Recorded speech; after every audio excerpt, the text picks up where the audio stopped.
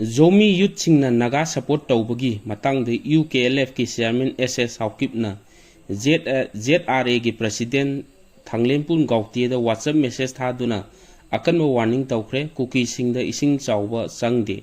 WhatsApp text asida haribasi youth ki Eastern Zongam na 29 April da naga community singbu support tawbagi open notification thoglibasina kuki amadi zomi gi marakta misunderstanding amma soidna chawna laklagani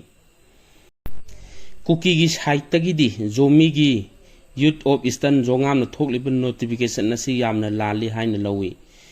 zomi amadi kuki sing kuki army gi banner makhada puna thabak tawminaribani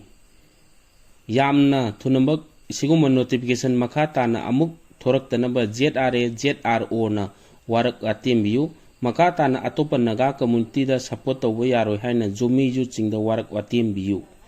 kuki amadi zomi puna thabak tawminasi haina hajari fresh note ahambada moina haise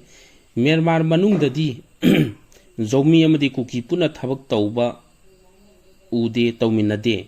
zomi singna military junta site ta aduga kuki singna PDF site ta thabak tawduna amana amada nomi kapnari ani suba